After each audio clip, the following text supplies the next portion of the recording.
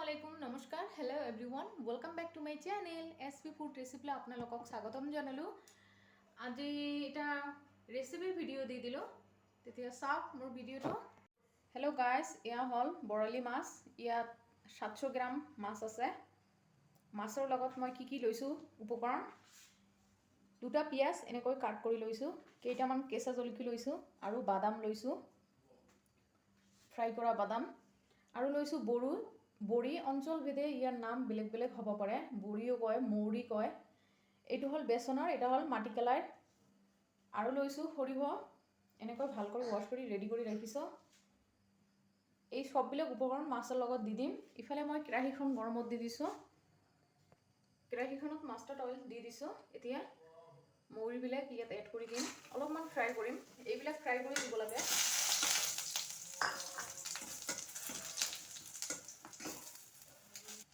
এতিয়া মৌৰিবিলাক ফ্ৰাই কৰা হৈ গ'ল উঠাই লম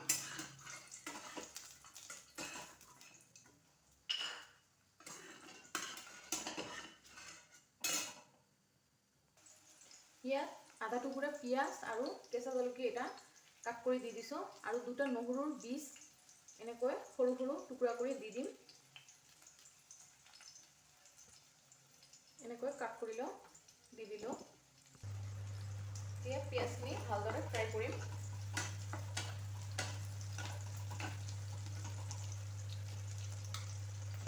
তাৰ পিছত ইয়াত পেষ্ট বনালো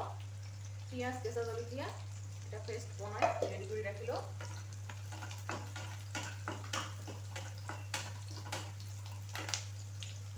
পিয়াজখিনি যেতিয়া গোল্ডেন কালাৰ লৈ হৈ আহিব তেতিয়া মই ইয়াত পেষ্টখিনি ইয়াত এড কৰি দিম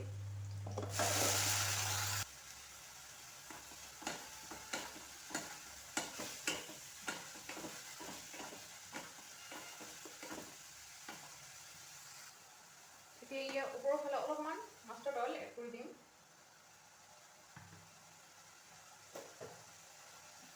তাৰ পিছত ইয়াত নিমখ এড কৰি দিম নিজৰ স্বাদ অনুসাৰে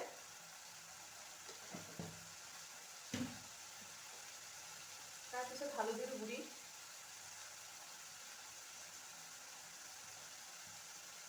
অলপমান ৰেড চিলি পাঁচফোৰণৰ গুড়ি এইখিনি ভালদৰে লৰাব লাগিব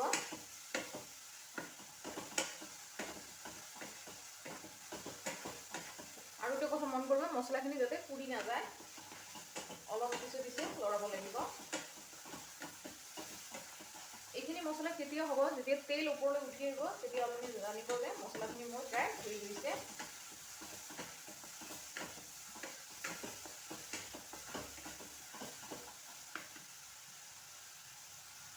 এতিয়া মছলাখিনি প্ৰায় হৈ গৈছে ইয়াত মাছবিলাক এড কৰি দিম আৰু গেছৰ ফ্লেমটো মিডিয়াম ফ্লেমত দি বনাব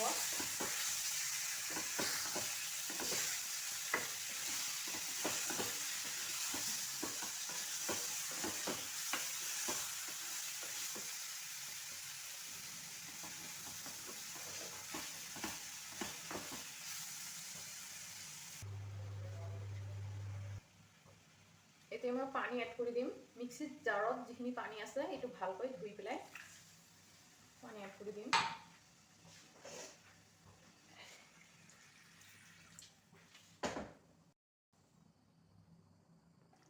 এতিয়া ৰঙৰ কাৰণে অলপমান ৰেড চিলি অলপমান দি দিম কেঁচা জলকীয়াটো বহুত দি দিছো ৰঙৰ কাৰণে অলপমান দি দিলো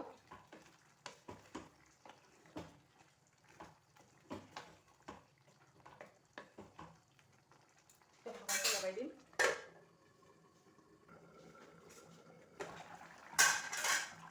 এতিয়া মই সৰিহ আৰু বাদাম এইখিনি পেষ্ট বনালো পাতাত পেষ্ট বনালো এইখিনি এতিয়া দি দিম তাৰপিছত এই বড়িবিলাক বা মৌৰিবিলাক ইয়াত এড কৰি দিম ইয়াত মই জিৰা গুড়া দিয়া নাই এতিয়া জিৰা গুড়া অলপমান দি দিম নিজৰ স্বাদ অনুসাৰে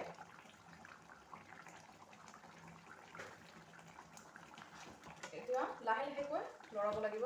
যাতে মাছবিলাক ভাঙি নাযায়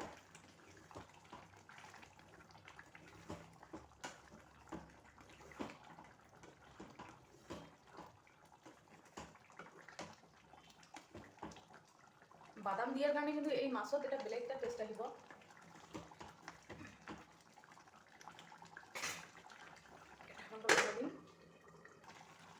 এতিয়া মোৰ মাছখিনি প্ৰায় হৈ গৈছে এই ওপৰৰ ফালে অলপমান পানী এড কৰি দিম এই মাছখিনি আমি ঝোল বনাম সেইকাৰণে অলপমান পানী এড কৰি দিলোঁ তাৰপিছত এই ধুনীয়া পাতখিনি ইয়াত এড কৰি দিম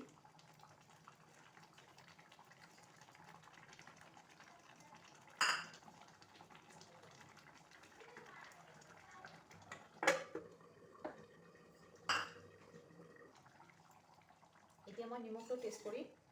এই গেছৰ ফ্লেমটো অফ কৰি দিলোঁ বহুত টেষ্টি মই টেষ্ট কৰি চালোঁ সব ঠিকই হৈছে ইয়া চাওক গাইজ মাছবিলাক কিন্তু ভাঙি যোৱা নাই